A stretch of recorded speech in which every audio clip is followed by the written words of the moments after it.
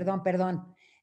Hola a todos. Bienvenidos y más que nada, pues que esta oportunidad tan grandiosa que hoy la universidad y en específico Mariana nos da la oportunidad de que a pesar de la distancia podamos estar cerca y más que presentarla, yo creo que me gustaría que Mariana se presente, pero decirles que es profesora, docente, especialista en pues a mí no me gustaría decir programa, por eso lo voy a dejar a ella, más que un programa es toda una filosofía y para quienes hemos estado en esta bendita profesión, y yo digo bendita porque me ha tocado estar como dijo, en la primera infancia, que es el kinder, durante toda mi vida, creo que acercar a los niños a esta filosofía de vida es maravillosa. Entonces, pues Mariana, te doy toda la palabra. Yo me voy a encargar de ir tratando de aglomerar las inquietudes. No dejen de escribir en el chat lo que quieran preguntarle a nuestra profesional y trataré de hacer un conglomerado para que todas sus inquietudes sean resueltas. Muchas gracias, Mariana. Bienvenida. Te Gracias. dejo el micrófono y bienvenidos a todos. Muchísimas gracias. Bueno, pues antes de comenzar esta conversación, la idea es que esta sea un espacio de conversatorio donde podamos ir como dando una pequeña introducción. Nuestra intención por parte de la universidad y de mi parte es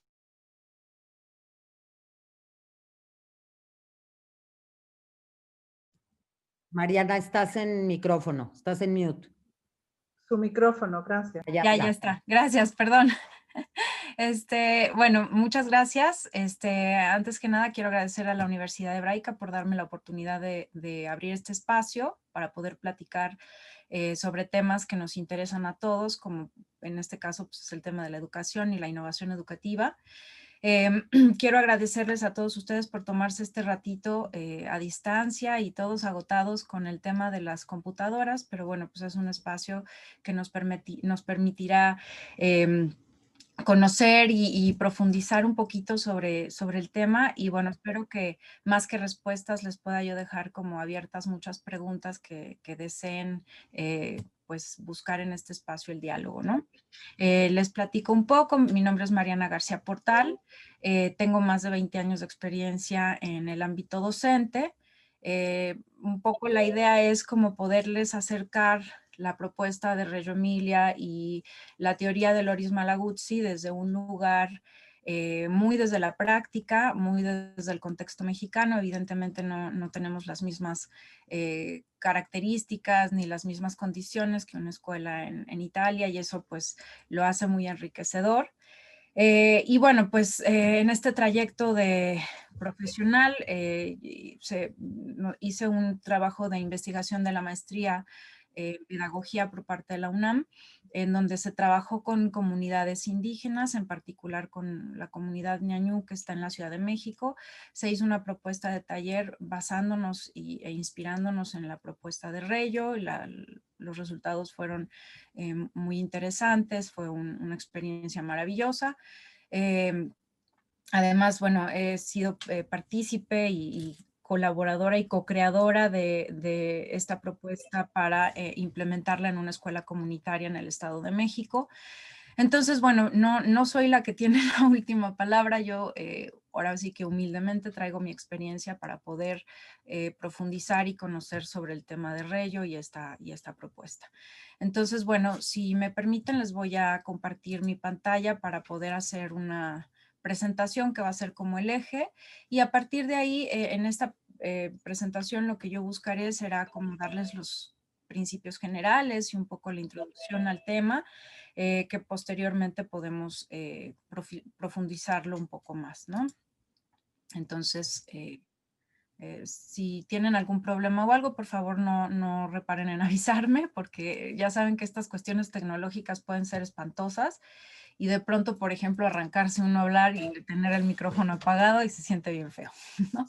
Entonces, bueno, pues la idea de este es un espacio de conversación, un espacio donde podamos ir una mera introducción muy somera, porque esta es una propuesta muy profunda. Como bien comentaba Miguel Ángel, es una propuesta que no tiene una búsqueda como de una metodología, sino es una propuesta filosófica, un planteamiento filosófico, y que un poco lo que busca es, y lo que ha logrado en este tiempo es cuestionar y movilizar las estructuras anteriores, ¿no? Sobre muchas, como preconocimientos que tenemos sobre educación, sobre el papel del docente, sobre el papel de la infancia, el niño. Entonces, bueno, pues un poco iremos recorriendo esto en escasas 45 minutos, así que será un vuelo rápido. Bueno, para los que no conocen nada sobre Reggio Emilia, les planteo un poco cuáles son los antecedentes. Esta es una propuesta, el nombre de Reggio Emilia es una región en el norte de Italia. Es una zona que está básicamente caracterizada por ser una zona industrial y agricultora, ¿no? En general, pues ya saben, en Italia de viñedos y olivos. También hay producción de queso parmesano, hay diferentes tipos de industria, lo cual lo hace un espacio muy particular desde sus orígenes, ¿no? En esta propuesta filosófica. Después de la Segunda Guerra Mundial, las madres de este poblado, lo cual lo hace un movimiento muy interesante, es un movimiento que originalmente es un movimiento de mujeres, mujeres trabajadoras que estaban buscando pues el reconocimiento del derecho a una educación para sus hijos de calidad, específicamente para los niños pequeños, es decir, para los niños de 0 a 6 años, que allá les llaman nidos y escuela de la infancia. Nosotros los conocemos como guarderías y escuela preescolar, ¿no? Entonces, bueno, en este proceso de la reconstrucción de una comunidad muy golpeada por un contexto histórico determinado que tenía que ver con el fascismo en Italia y con la Segunda Guerra Mundial, que también devastó en muchos sentidos a diferentes grupos sociales. Estas mujeres que quedan viudas, ¿no? En su mayoría, tienen que salir a trabajar a las fábricas y a diferentes lugares para poder sustentar a sus familias, y entonces ellas empiezan este movimiento sobre una educación de calidad para sus hijos. Loris Malaguzzi, que también es originario de la región de Reggio, no estaba en ese momento trabajando en esa zona, pero se entera de esta propuesta, y Loris Malaguzzi se interesa profundamente en este movimiento de mujeres y empieza a hacer un trabajo con la comunidad, ¿no? Loris Malaguzzi, y ustedes lo van a ir, lo pueden ver, aquí no hay información que sea que esté guardada, escondida o algo por el estilo. Si ustedes entran al internet pueden encontrar como mucha información, la cual no necesariamente les va a dar como toda la claridad de cómo se lleva a cabo en el cotidiano esta propuesta, pero les puede dar como alguna bibliografía o citas de donde provienen, digamos, varios de estos elementos pedagógicos. Pero lo interesante de Loris Malaguzzi, que siempre fue como muy consistente en su palabra, es que él decía: los pedagogos tenemos que dejar más los libros y meternos más a la práctica, ¿no? Estar más en lo que nosotros llamamos en el centro de batalla, digamos, ¿no? Entonces, Loris Malaguzzi en realidad no tiene de su autoría libros como tal. Hay muchos seguidores de Loris Malaguzzi, incluyendo el centro que se encuentra en Reggio Emilia, que es Children Approach, que son una organización enorme que avala, digamos, y que protege que los principios de esta propuesta no se pierdan. Tienen escuelas en donde han hecho todo este seguimiento y un proceso de investigación muy interesante. Pero bueno, Loris Malaguzzi lo que dice es, esto no es una panacea de novedad, sino es la unión de muchas teorías pedagógicas que como resultado dan esta propuesta, que es francamente, desde mi punto de vista, innovadora y muy atractiva, ¿no? Entonces, Y bueno, pues esta cita me parece muy significativa para esta tarde. Fórmulas no hay, solo posibles estrategias, sobre todo hacer que los niños se familiaricen con sus mentes, que familiaricen su mente con las imágenes, que sepan mantenerlas vivas, que tomen el gusto de, reactivarlas, perdón, regenerarlas, multiplicarlas con el máximo uso personal y creativo.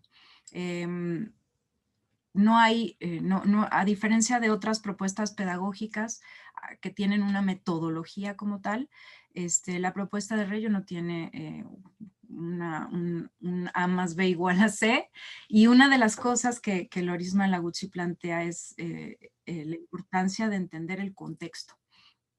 No hay de ninguna manera y en ningún lugar del mundo, incluso si nosotros tratáramos de hacer como un planteamiento sobre cómo es la educación de Reggio en un contexto, o inspirada en Reggio en un contexto mexicano, pues vamos a encontrar otra cosa completamente diferente a la que se está haciendo en la zona de Reggio en Italia, y eso no lo hace menor, lo hace mucho más enriquecedor, ¿no? Entonces hay que estar como con esa antena, de que esta no es una receta de cocina, sino es una reposturación, una reposición de lo que nosotros entendemos por una educación de calidad, ¿no? Y esta idea, no me encanta la idea de hablar de una cultura de la infancia, porque pareciera, tiene como sus contradicciones o su propia problemática al hablar de cultura como tal, pero sí creo que es muy importante entender que hay una nueva forma de pararnos frente a lo que significa estar en la primera infancia en esta propuesta. Este es un trabajo que hicieron niños de 4 años en una escuela en el Estado de México. Se los comparto. El proyecto era lo que para los niños era la vida y la muerte. En los niños de 4 años la vida son aves que cantan y tienen voces maravillosas. Entonces, bueno, pues se los regalo. ¿Cuáles son los puntos que yo rescato como más que reflejan, digamos, la esencia de la propuesta de Reggio? Son estos 3 ejes. Son 3 ejes que rescata un autor que se apellida Hoyuelos, que es español, y él escribe, de hecho, a partir de diálogos y diferentes transcripciones con Loris Malaguzzi, estos principios, digamos, que a continuación les voy a platicar. No profundizaremos demasiado en ellos, pero bueno, me interesa mucho que podamos irlos como platicando, ¿no? Hay 3 ejes y esos 3 ejes tienen 3 principios cada uno. El primer eje es el eje ético. No van en orden, digamos, estos interactúan constantemente en la escuela. Yo se los pongo azarosamente, no están jerárquicos, digamos, ¿no? Entonces, bueno, en cuanto a los principios éticos, Loris Malaguzzi lo primero que plantea es que la educación empieza con la imagen del niño. ¿Qué quiere decir esto? Este fortalecimiento, digamos, de quién es este personaje, este sujeto, estos sujetos que están acudiendo a las escuelas de la primera infancia, ¿no? Que es una imagen que revela la indeterminación del ser humano. ¿Qué quiere decir esto? Todavía no están fijos, ¿no? Se están formando, están en este proceso de reflejar incluso cuál es la cultura en la que están viviendo.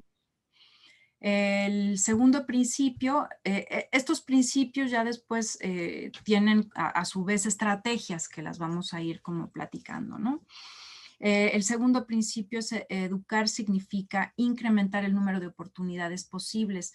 Loris Malaguzzi plantea, y lo vamos a ver un poco más adelante en otro de los principios, que el adulto que está trabajando con los niños tiene que darle la mayor cantidad de posibilidades expresivas o de experiencias. Si nosotros nos limitamos a 1, 2 o 3, no le estamos dando a los niños suficientes oportunidades. Entonces él lo que plantea es, tienen que ser sensoriales, tienen que ser auditivas, tienen que ser en grupos grandes, en grupos pequeños, a veces afuera de la escuela, a veces adentro de la escuela, es decir, generar la mayor cantidad de oportunidades que se puedan generar, ¿no? Y el tercer principio es: el niño es un sujeto de derechos históricos y culturales. Esto es muy importante. Si ustedes lo van a ir viendo a partir de lo que estamos tejiendo ahorita, Loris Malaguzzi habla, y creo que eso es un punto muy, muy interesante y muy importante de esta propuesta, sobre la creación realmente de espacios comunitarios, ¿no? La comunidad pensada no solamente como una comunidad escolar, ¿no? Estamos acostumbrados, y además yo creo que también es importante empezarnos un poco a cuestionar qué es lo que hace que un espacio educativo sea una comunidad educativa, ¿no? ¿Qué nos hace comunidad? Es decir, ¿por qué somos comunes? ¿Qué tenemos en común, ¿no? Él cuando plantea que el niño es sujeto de derechos históricos y culturales, implica esta unión, ¿no? Este contacto directo con una comunidad que lo está formando, pero no solamente como a futuro, ¿no? Lo va a formar en algún futuro como un sujeto que estará acá, no, él ya es parte de estos derechos históricos y culturales y es partícipe de la creación de esta comunidad, ¿no? Los niños ya son parte y participan, crean en esta comunidad.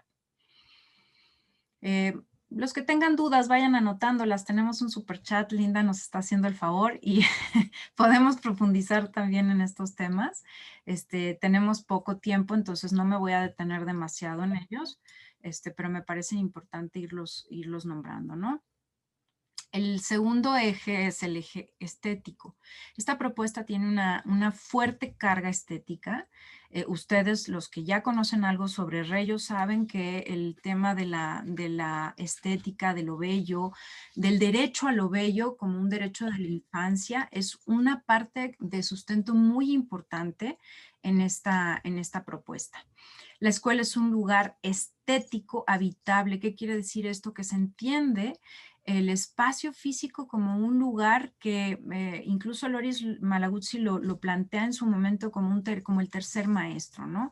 El espacio, las paredes, los jardines, los pasillos por los que habitan los niños, tienen que ser no solamente bonitos, ¿no? Porque ahí nos metemos un poco en la discusión de qué es bonito y qué no es bonito, sino estéticos, es decir, mucho más amplios, que despierten en los niños aprendizaje, curiosidad, que inviten sin palabras a que los niños exploren y empiecen a conocer. Las escuelas en Reggio Emilia tienen unas características incluso arquitectónicas muy particulares. Lo iremos también viendo más adelante, pero los manejos de la luz, vitrales muy grandes con grandes cantidades de sol que entran, la naturaleza como parte de esta incorporación a lo que la escuela es, ¿no? Habitar la naturaleza y que la naturaleza habite los espacios. Y generar espacios que estén pensados para los niños, no para los adultos que trabajan con niños, sino para los niños que están yendo a la escuela, porque son finalmente los que tienen el derecho a estar en un espacio que sea agradable y habitable, ¿no? El segundo principio del eje estético es esta idea de construir la pedagogía, es soñar la belleza de lo insólito. Loris Malaguzzi, lo van a ir viendo, está como muy, muy arraigado, digamos, en su propuesta, la narrativa de las metáforas como parte fundamental del trabajo. Entonces, bueno, la belleza de lo insólito me parece que es, ahí nos coquetea Loris Malaguzzi con esta idea de empezar a meternos en las metáforas. Lo insólito, lo que uno no espera, lo que no estaba uno buscando, aparece en la palabra de los niños, aparece en sus intenciones, en sus acciones. Entonces, en este eje, en este principio, Loris Malaguzzi lo que plantea es que los adultos que estamos en torno a los niños tenemos que tener esta capacidad de poder asombrarnos con lo que no esperábamos, ¿no? hay una parte que Loris Malaguzzi plantea que me parece fundamental, es que los docentes, los maestros que estamos en torno a los niños, nos convertimos en investigadores del conocimiento. No somos maestros como tal, porque no estamos enseñando. Estamos investigando sobre lo que los niños conocen y saben. Y a partir de eso, nosotros vamos formando una currícula, ¿no? En el caso de Reggio Emilia, y bueno, Loris Malaguzzi plantea que la currícula tiene que ser flexible y tiene que estar adecuada a lo que los niños vayan permitiéndonos conocer y a lo que nos permitan asomarnos de sus intereses, ¿no? Aquí lo conocemos como aprendizajes por proyectos, pero tiene sus propias características porque no es exactamente lo que nosotros hemos trabajado hasta ahorita como proyectos integrados, ¿no? Lo que plantea la SEP sobre proyectos integrados. Y bueno, el tercer principio es lo que plantea es educar supone desarrollar las capacidades narrativas de la seducción estética. ¿Qué quiere decir esto? La palabra de los niños, la narrativa, las metáforas, estos espacios en donde los niños nos cuentan de qué trata, cómo se explican el mundo, qué es lo que ellos entienden por el mundo, tiene que estar abrazado o entrelazado con esta estética, con una construcción del pensamiento y de la producción artística, digamos, ¿no? Entonces, los niños dejan de hacer arte como si fueran meramente actividades, muchas veces las plantean en los programas como actividades que son aparte, que no tocan las matemáticas, no tocan la lengua materna, no tocan, ¿no? Son como espacios, además, muchas veces para quienes fueron tocados por la inspiración, quienes tienen esta habilidad artística. Y Loris Malaguzzi lo que plantea es, no, esta narrativa, esta seducción tiene que estar en todo lo que los niños plantean y nos cuentan. Uh-huh. Y bueno, en tercer lugar, y me parece muy importante este tercer eje, porque en muchas ocasiones pareciera como que no, los que somos maestros no tenemos ningún papel social o político, ¿no? Nuestro papel social en este momento pues es cuidar a los niños, que salgan bien formados, que tengan las capacidades y las habilidades necesarias, pero Loris Malaguzzi, que además en su contexto es un personaje que estaba muy involucrado en cuestiones sociales, estaba muy involucrado en movimientos pues que eran movimientos fundamentales y democráticos, ¿no? En muchos sentidos. Él plantea este eje político-social que me parece fundamental. En primer lugar, la pedagogía siempre es política. Siempre. Nosotros, no importa si le vamos a qué partido o si participamos o no en las cuestiones vecinales, o no importa. El hecho de que nosotros estemos trabajando en la formación de ciudadanos, de ciudadanía, cuando nosotros estamos planteando valores humanos básicos, cuando nosotros estamos haciendo este proceso de investigación del conocimiento, ya tenemos una postura política frente a lo que nosotros consideramos como la construcción de comunidad y de ciudadanía, ¿no? Entonces, es muy importante entender que hay un carácter cultural y social en este quehacer pedagógico, ¿no? No solamente como un rescate de la cultura o de la identidad, sino también como la formación de una nueva posibilidad, en donde me parece muy significativo, por ejemplo, que el trabajo de las escuelas, por ejemplo, pues implica una cantidad de familias, por ejemplo, que tienen formas de pensar, formas de actuar, prácticas cotidianas que no necesariamente coinciden unas con otras, pero están en un punto de encuentro, y esa es una formación de una nueva comunidad, ¿no? Que está hecha de otros lugares, ¿no? Me gusta mucho la metáfora del tejido, ¿no? No es nada más como el tejido social, sino esta idea de hilvanar, de entender cómo se van uniendo y tocando diferentes hilos para formar una red amplia, ¿no? El segundo principio es la escuela, la educación y la escuela son aspectos fundamentales en la transformación social. No podemos pensar o no debemos de pensar que, por ejemplo, como yo solamente tengo niños de 0 a 3 años, pues no afecta nada en la transformación social. Estoy segura que muchas de las personas que están aquí con nosotros el día de hoy y se dedican al tema de la educación, entienden de manera profunda la importancia, por ejemplo, del trabajo en la primera infancia, cómo esto va sembrando las semillas para que haya una transformación profunda de una sociedad que lo requiere con urgencia. Y yo creo que además este proceso, por ejemplo, de la pandemia, pues nos ha dejado sin palabras de lo que se tiene que trabajar y todo lo que todavía le debemos a nuestras comunidades, ¿no? Con respecto a este trabajo de transformación social. El principio 3 es la participación y la gestión social, son formas de intervención política de la escuela en la ciudad y de la ciudad a la escuela. Es muy interesante en la propuesta de Reyo y lo que plantea Loris Malaguzzi, la escuela no puede y no debe estar limitada a 4 paredes. La escuela tiene que estar en contacto con el afuera, con la comunidad, con la ciudad. A veces, y ahí me parece que Loris Malaguzzi al plantear que hay un contexto que no se debe de dejar al lado es fundamental. Cuando nosotros tenemos una escuela en Iztapalapa, a lo mejor mi contacto con el afuera no puede ser que los niños corran felices por el campo porque no hay ni campo, ¿no? Porque tienen que correr entre avenidas o porque no hay las condiciones en el contexto para que ellos lo hagan. Pero a medida de lo que se pueda, la escuela tiene que tocar también a la comunidad y la comunidad estar en contacto con la escuela, ¿no? Es este romper fronteras simbólicas, digamos, ¿no? En donde pareciera como la escuela una isla, que no toca otros espacios. Y Loris Malaguzzi lo que plantea es, no, sí, tiene que tocar otros espacios, tiene que tocar el afuera, embellecer los espacios. A lo mejor no son inmensos, pero pueden ser la cuadra, puede ser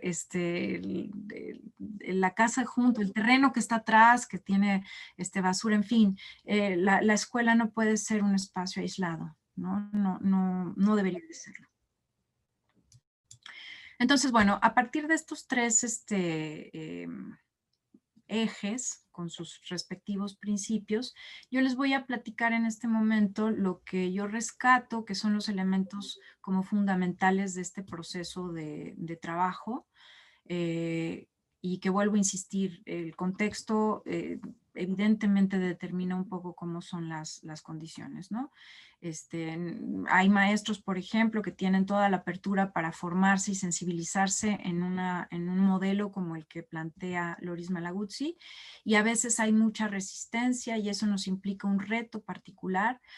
A veces las familias, por ejemplo, cuando Loris Malaguzzi habla sobre la escuela rompiendo las fronteras hacia la ciudad, también implica a la escuela, a la familia.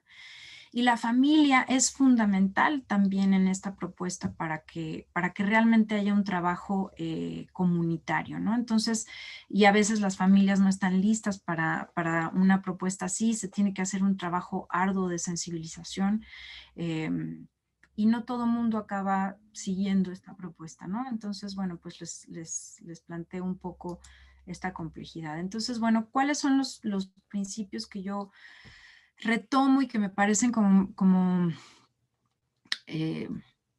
una forma, digamos, de acercarnos a lo básico, digamos, ¿no? A esta pequeña introducción?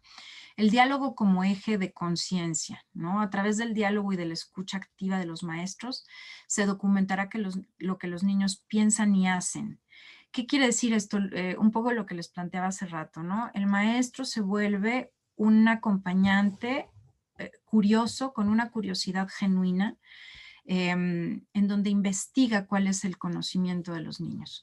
Esto nos implica necesariamente docentes que tengan la capacidad de aprender a escuchar más que responder, que tengan la capacidad de hacer preguntas que desequilibren conocimientos previos o que cuestionen los conocimientos que los niños están planteando, y que tengan la capacidad de sorprenderse ante las respuestas de los niños, ¿no?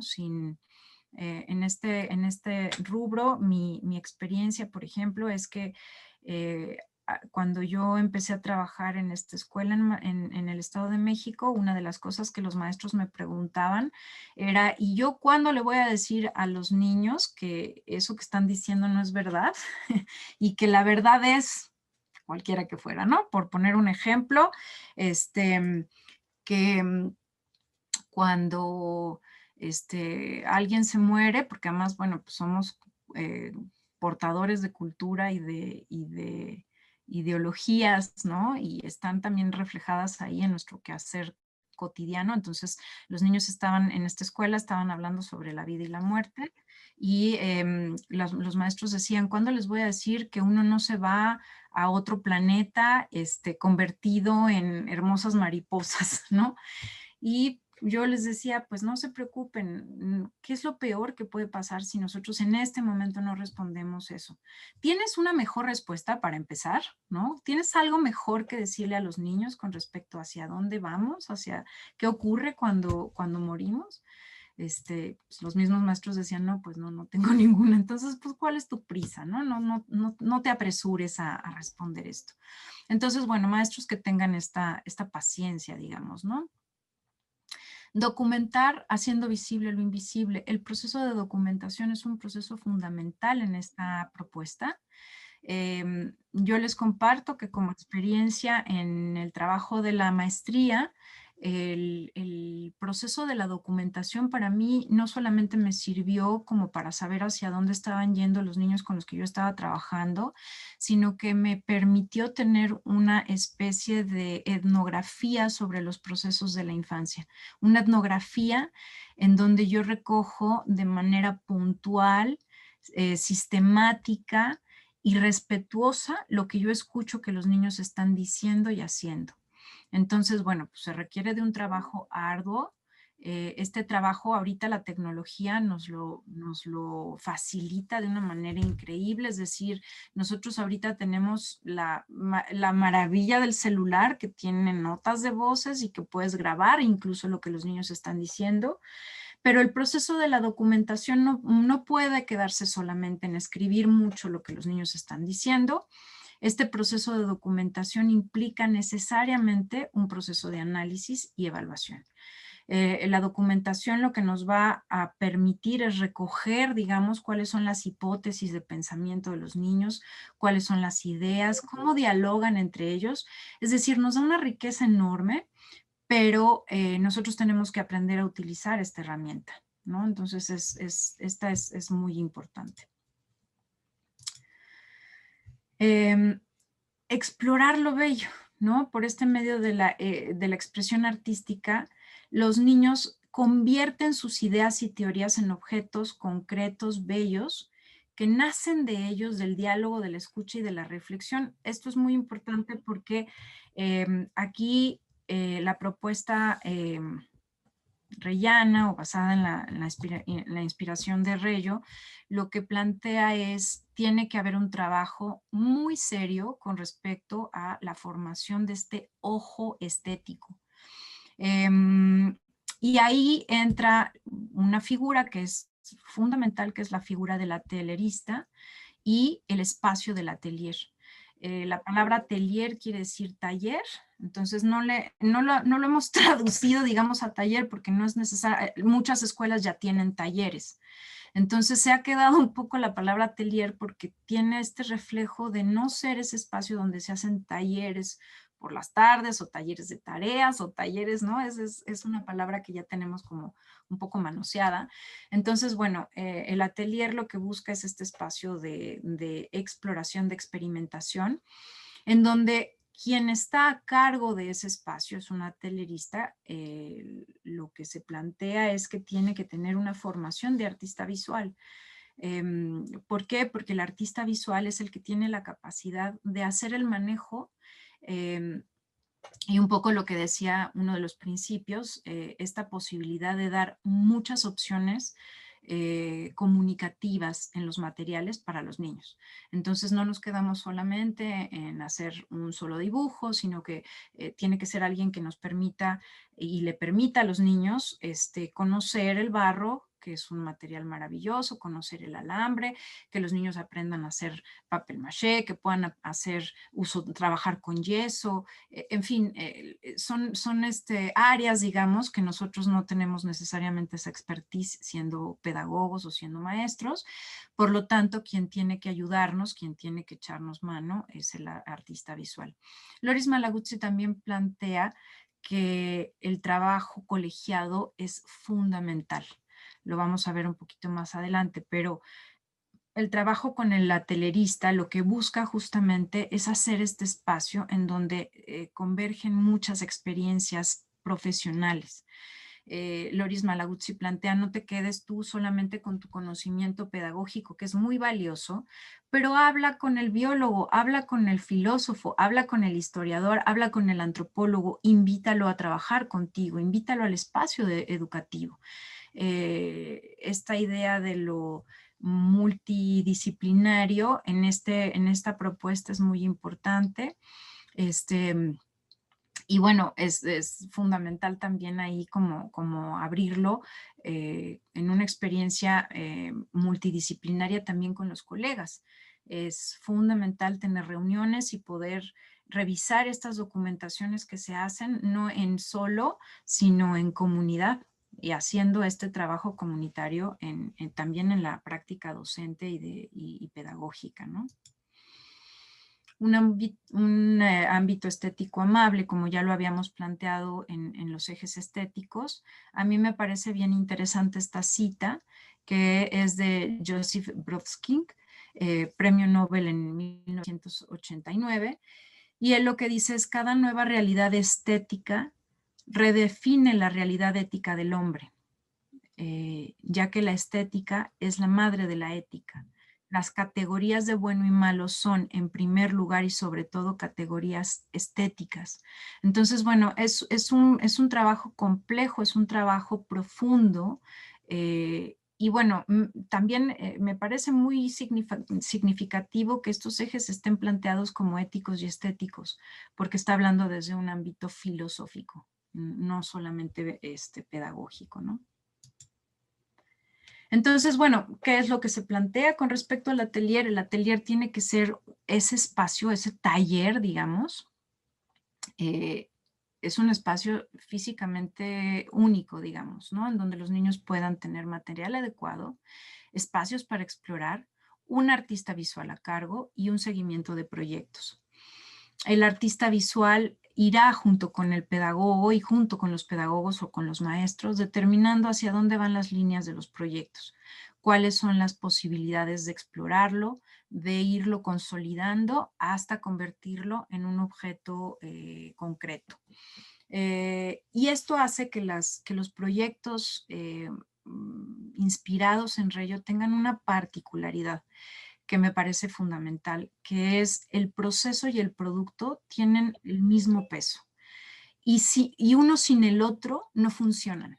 Si yo no tengo un registro documental sobre lo que los niños están haciendo y diciendo durante todo el proyecto que se está realizando, cuando yo tengo un producto y no lo refleja, no tiene este proceso por el que pasaron los niños, cómo fueron dialogando, cómo fueron negociando, qué es lo que pensaban al principio y cómo fueron llegando a las conclusiones que llegan a este producto final, no tiene ningún sentido, ¿no? Se vuelve una bonita obra de arte, un bonito trabajo que se hace en la escuela, como muchos que hacemos, ¿no? Entonces, esta propuesta lo que plantea es, no puede haber, la idea de calidad educativa está en torno a esto. No puede haber producciones de los niños sin que tengan este proceso por el que fueron pasando. Entonces, bueno, pues es un seguimiento muy cercano, muy fuerte, con mucho trabajo, digamos, ¿no? Para los docentes que están a cargo de estos espacios. Se vuelve a plantear lo bello de lo insólito. A mí esta frase me parece fundamental porque los niños nos demuestran todos los días, cada vez que ellos están explorando los diferentes espacios educativos, que es en donde nosotros los tenemos a la mano, ¿no? En donde nosotros los cachamos, digamos, están todo el tiempo encontrando maravillas. Entonces, yo les comparto estas dos fotos que fueron sacadas por niños, en donde en una de ellas lo que encontraron fue que el tronco que está del lado izquierdo tiene un corazón, y encontraron que era el árbol, empezaron a nombrarlo como el árbol del amor, y tenía como, ¿no? De los corazones, porque nosotros pasábamos cotidianamente frente a ese árbol, y no teníamos necesariamente esta capacidad, ¿no? De encontrar eso bello escondido adentro de un árbol que estaba ahí en el cotidiano, ¿no? Y lo mismo pasa con la foto de la derecha. Encontraron en una hoja un escarabajo, y cómo en esos pequeños espacios los niños encuentran grandes fuentes de aprendizaje, grandes fuentes de exploración. Todo el tiempo se están asombrando con respecto a lo que ellos encuentran, y los que nos hemos vuelto inmunes a eso somos los adultos. Perdemos un poco esta capacidad de asombrarnos, de encontrar un sentido incluso místico, ¿no? En los espacios que nos rodean. Y bueno, ahí acoto también la importancia de la naturaleza para Loris Malaguzzi, la propuesta que él hace, que está basada no solamente en su pensamiento, sino también en otros grandes pedagogos y pensadores de diferentes épocas históricas, en donde planteaban que la naturaleza tenía que ser un maestro también invitado a la mesa, ¿no? Entonces, bueno, pues la propuesta de Reyo tiene un fuerte peso, un fuerte trabajo con respecto al uso de la naturaleza como un elemento estético importante, ¿no? Y bueno, llegando, o sea, hoy sí me vi, pero voy a terminar puntualísima. Les comparto estas dos ejemplos de este desarrollo de las capacidades narrativas. Una niña de 8 años que está planteando un trabajo, está explicando un dibujo que ella estaba haciendo. Ella dice, no, es que los árboles y las plantas también sienten los sabores, y entonces para ellos tampoco es tan bueno y rico el agua salada. Y también si nosotros le diéramos de esa agua, entonces las frutas también saldrían un poco saladas. Esta es una hipótesis de una niña de 8 años que está planteando una postura, no solamente, ¿no? Más allá de lo que nosotros podríamos como, pues no le eches agua con sal a las plantas porque la matas, ¿no? Porque no le viene bien. Ella empieza a hacer toda una teorización, ¿no? Y esta es una frase que se hizo esta pregunta, se lanzó esta pregunta en un World Café colectivo en una escuela. Entonces la pregunta es, ¿sabes por qué sí tenemos alma? Son preguntas que además salieron de preguntas que los niños habían hecho dentro de los salones, no eran hechas por los adultos, sino por los niños. Responden los niños, porque es de colores. Por ejemplo, cuando eres niño es de muchos colores, pero cuando eres adulto piensas solo en cosas de oficinas y trabajos y el alma se hace gris. Ya, díganme si no, muchachas. Entonces, bueno, con esta pequeña introducción, yo me quedo atenta a cualquier, bueno, a las preguntas o comentarios que tengan, porque creo que es importante no monopolizar la palabra y poder dar espacio para poder contestar las preguntas y los comentarios que ustedes puedan ir teniendo en esta presentación, y aprovecharnos, ¿no? Literalmente, ya que estamos aquí, para podernos acompañar en esta pequeña plática. Entonces, no sé si quieran, Bueno, si me permites, Mariana, yo traté de ir englobando los comentarios. Para empezar, te puedo decir que no has tenido tiempo, pero rebasamos a las 100 personas. Así que un aplauso, la verdad. Súper. Esto es, les digo desde el principio, esto es solo una probadita que Mariana nos está dando. y sin embargo creo que fue como muy, muy profundo. Siguen llegando mensajes, ahorita me pongo al tanto de los últimos.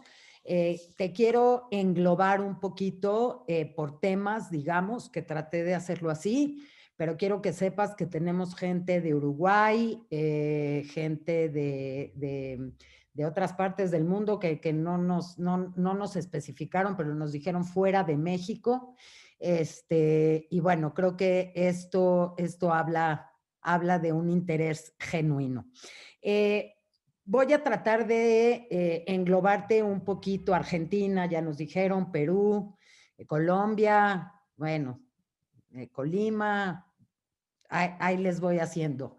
Se tomó mucho interés dentro de algunos comentarios. Te voy a englobar un poquito. Cuando hablaste de los ejes y principios, una pregunta sobre el principio o eje estético. Nos pregunta Romy, ¿cómo aplicar el principio de lo estético ahora en tiempos de pandemia? Gran pregunta. Si te quieres que te las englobe, son otras. Si quieres voy respondiendo para que, ¿no? A lo mejor a la hora que voy respondiendo se responden otras preguntas que van surgiendo en el camino y siento que igual fluimos un poco mejor. Sí, es una muy buena pregunta. Yo considero, y es una reflexión que justamente he hecho con otros colegas. Para empezar, estamos todavía en el ojo del huracán, ¿no? Entonces, ¿qué es lo que vamos a hacer a futuro con respecto a la educación? Yo les diría, pues todavía estamos respirando, ¿no? O sea, todavía estamos en un lugar en donde no somos historia, todavía estamos en el proceso, ¿no? Entonces, creo que ahí hay retos fundamentales. Yo creo que en el fondo, en este momento nos estamos como replanteando muchas cuestiones que tienen que ver con la educación, que ya estaban obsoletas y que la pandemia lo que hizo fue dejarlas al rojo vivo, digamos, ¿no? Yo pensaría en ejemplos tan sencillos como si tenemos grupos de 36 alumnos en un preescolar, ¿no? Por ejemplo, es muy difícil poder hacer una adaptación adecuada en un tiempo de pandemia, ¿no? Uno de los grandes retos que están teniendo las escuelas es que aunque les gustarían hacer, por ejemplo, estas famosas burbujas para trabajar con los niños, es básicamente imposible porque tienen un solo docente para 36 alumnos, en donde no hay forma de garantizar, por ejemplo, la seguridad de los niños, del maestro, de las familias, ¿no? Entonces, bueno, yo considero que en ese sentido tenemos todos todavía palabras para buscar qué vamos a hacer, ¿no? ¿Qué vamos a hacer con el tema de la educación?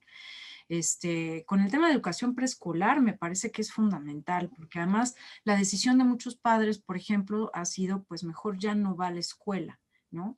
Cuando es un derecho para la primera infancia estar en un proceso formativo y en relación con estos procesos sociales, ¿no? De formación de ciudadanía, porque no son niños que puedo guardar en el closet y ya cuando sean de veras niños, entonces los saco y los meto a la escuela, ¿no? A veces es como pensamiento mágico. Entonces, bueno, sí, creo que es una pregunta importante.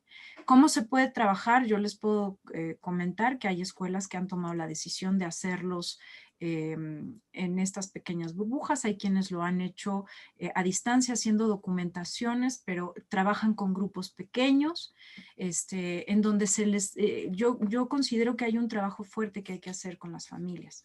Tenemos muy mala costumbre en donde los papás simplemente depositan a los niños. Es un problema que no tiene que ver solamente con la educación, sino con un sistema económico capitalista que lo que busca es, tenemos que produzcamos rápido. Entonces, dejen a los niños mientras de 8 a 4 para que mientras ustedes puedan ser productivos. Y una de las grandes problemáticas que ahorita hay es que los papás están encerrados con esos niños, con los que no han trabajado, no han jugado, no han platicado, nunca.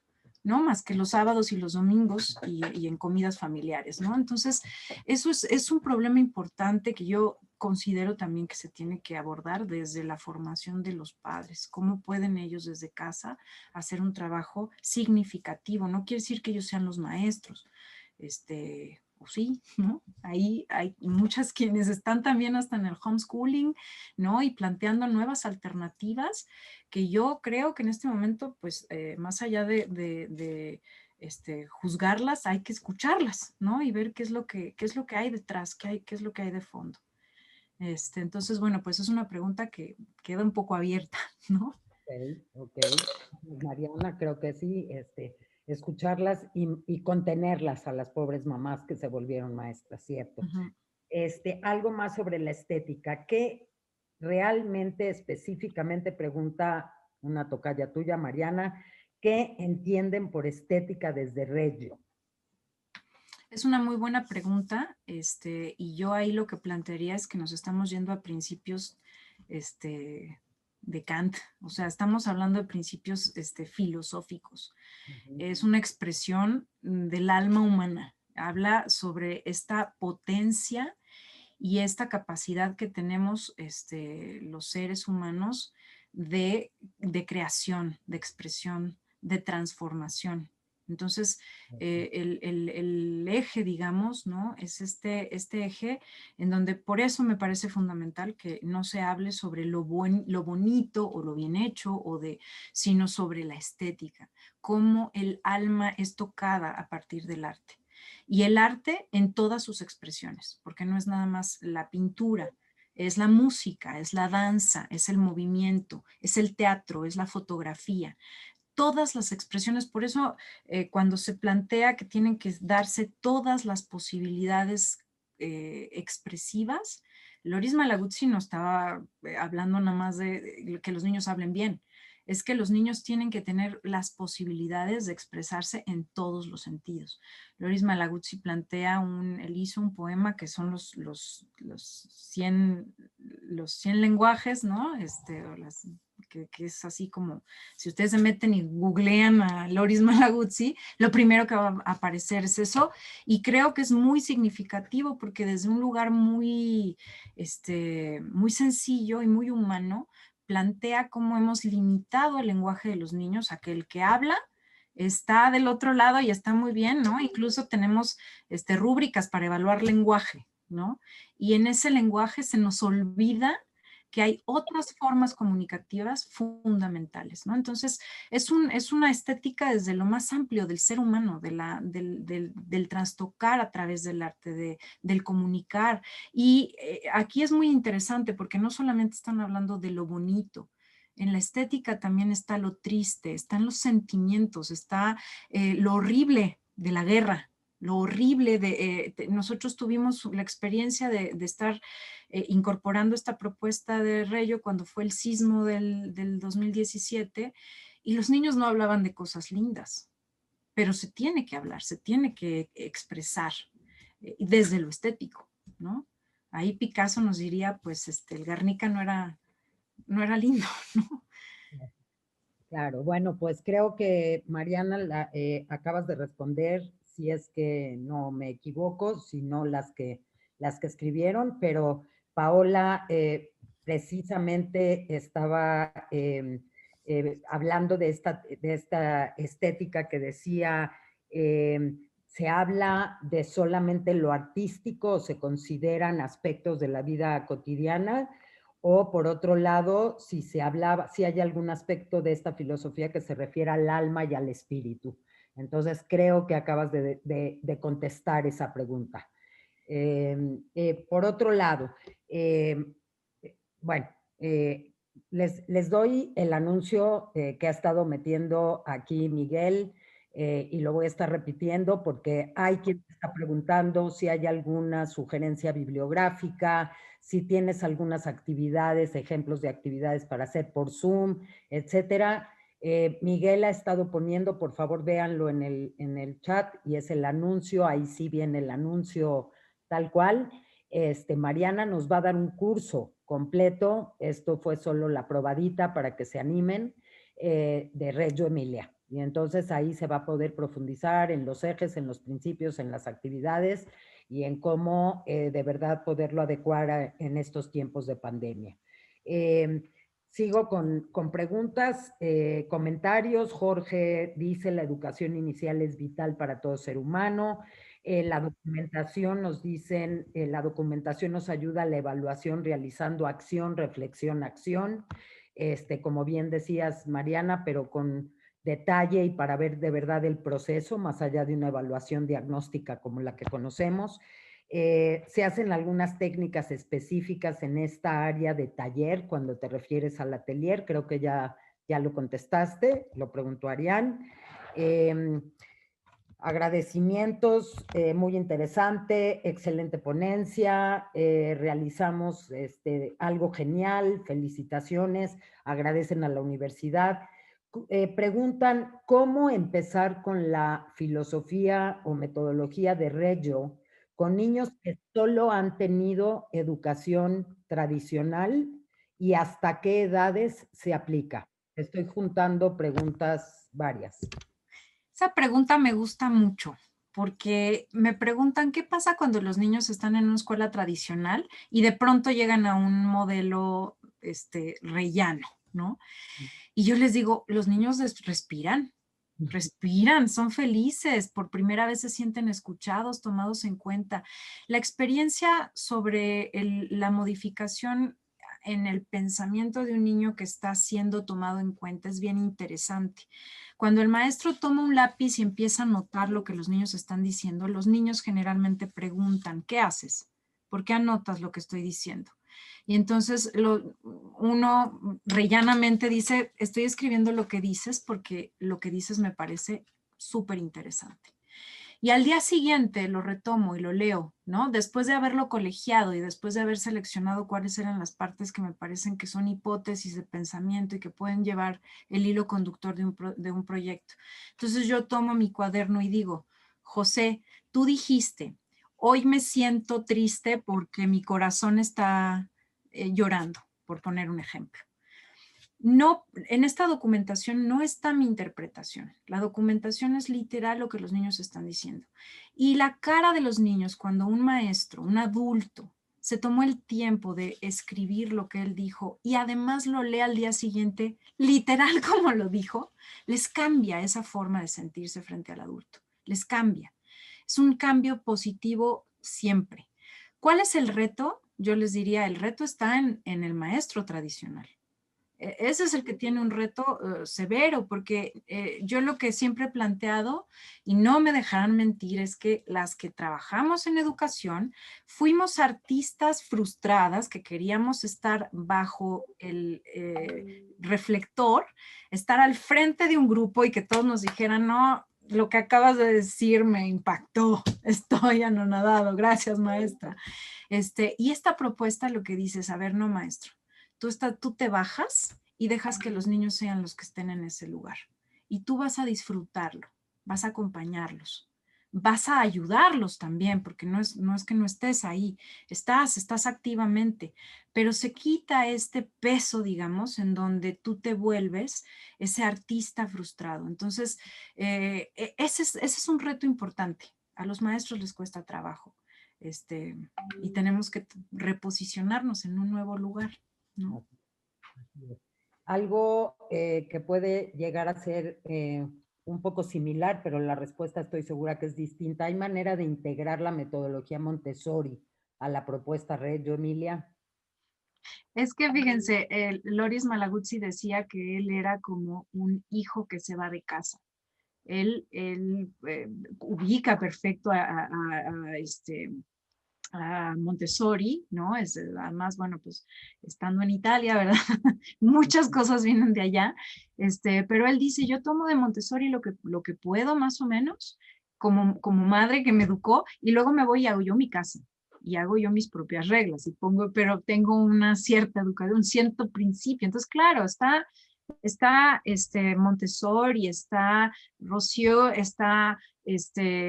fue muy amigo de Jerome Brunner, entonces pues hay un reflejo ahí importante. Toma las inteligencias múltiples que en su momento estaban en auge con esta propuesta, ¿no? Entonces, y Loris Malaguzzi con toda la honestidad y modestia del mundo dice, yo lo tomé de aquí, o sea, aquí no hay novedad. Nada más que yo la metí en la licuadora y me hice mi propio licuado, ¿no? Y este licuado funciona de esta forma. Entonces es interesante porque digamos, van a encontrar como muchas cosas que les suenan conocidas. Así es. Bueno, ya te había dicho alguna sugerencia bibliográfica, ya habíamos hablado de eso. ¿Cómo entender la política en la pedagogía o esa correlación dentro de los talleres o desarrollo de lo estético y lo ético? Dice Norma Leticia.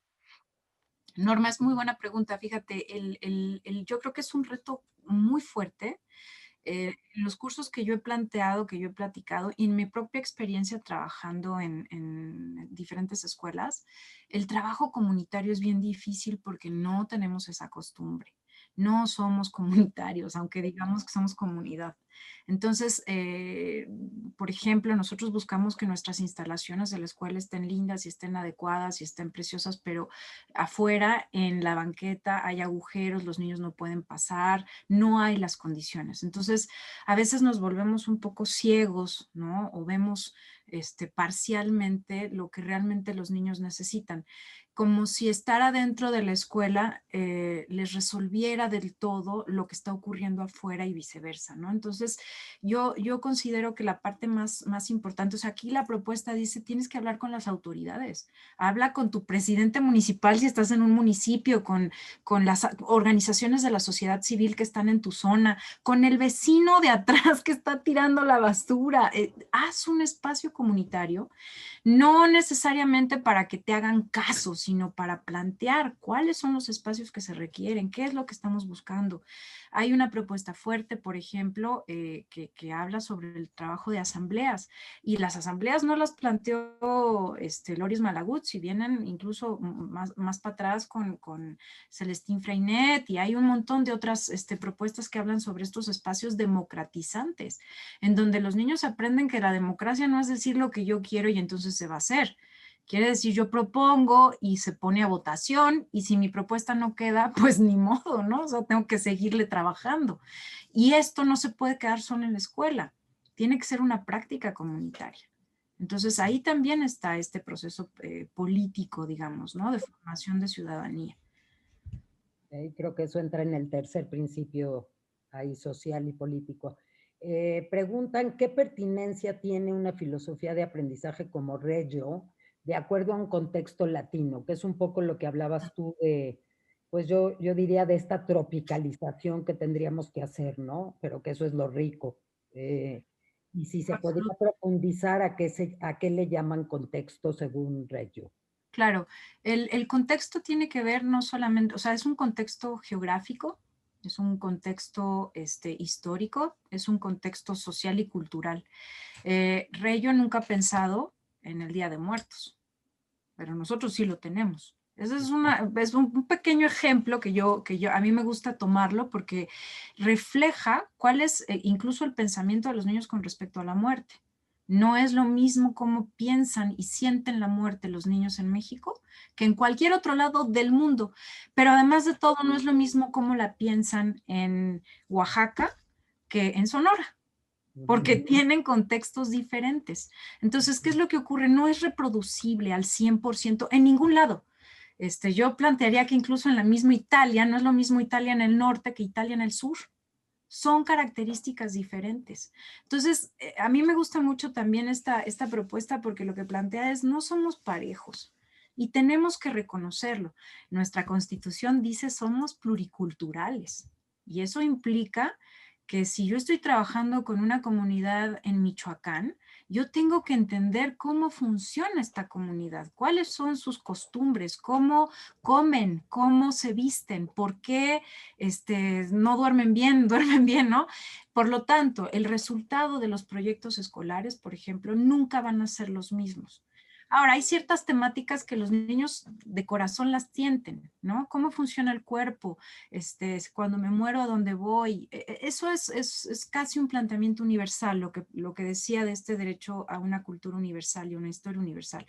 La respuesta, cómo lo respondemos, es único y está determinado por un contexto social y cultural. Entonces, eso es lo que nosotros tenemos que entender. Nunca va a ser lo mismo un proyecto de la Escuela Diana en Reggiana, en Italia, que una escuela rural en el Estado de México no va a ser nunca lo mismo. Por eso los principios tienen esta idea de hacer como una línea base, digamos, pero lo complejo es que tiene que ver con la práctica, con la experiencia, con cómo voy haciendo este juego de tejer en mi propia comunidad, ¿no? Entonces eso es importante tenerlo en cuenta. Gracias, Mariana. Creo que vamos a ir cerrando. Yo nada más leo aquí, Marisa Farías, cuando el maestro escucha y demuestra interés genuino en lo ético y estético del niño, se encarga de que entres en su mundo. Creo que es una frase linda para cerrar. Te siguen agradeciendo. Última, nada más la pregunta que quedó pendiente, ¿hasta qué edad se puede trabajar esta propuesta educativa? Mira, la propuesta original es para, empezaron primero de 0 a 3 años, después se amplió para la primera infancia, digamos, para hasta los 6 años. Hay trabajos que se han hecho con niños de primaria e incluso hasta secundaria. Lo que ahí llega a ocurrir es que la propuesta de Reyo habla sobre la currícula flexible y una de las dificultades que tenemos en primaria y en secundaria es que tiene todo menos flexible la currícula.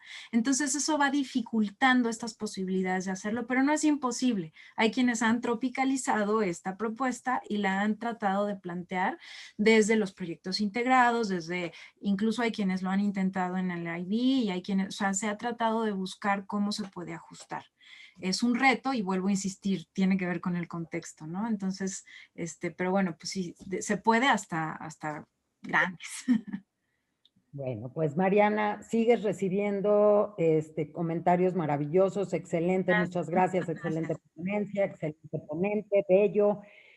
Por ahí tienes 2, 3 cuestiones que te escriben personalmente, que quieren tener contactos y luego lo puedes ver antes de salirte. Y bueno, esto fue una probadita. Dejo la palabra a Miguel para cerrar. Mariana, de verdad un placer escucharte.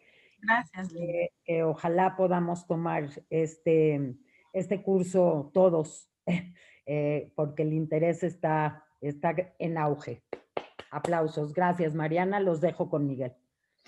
Y no quiero que cerremos esta magnífica charla, conversación con Mariana, y sin invitarlos a que se inscriban al curso que ella va a impartir. Creo que es una buena oportunidad para todos nosotros, sobre todo para aquellos que somos legos. Y Mariana, mira, como filósofo y como gente del área de filosofía, no hay nada más que mi admiración y mi respeto por tu conocimiento. Tú sabes lo que yo admiro, la estética kantiana, me interesa muchísimo ese tema y me encantó cómo lo has abordado en relación con la propuesta de Reggio Emilia.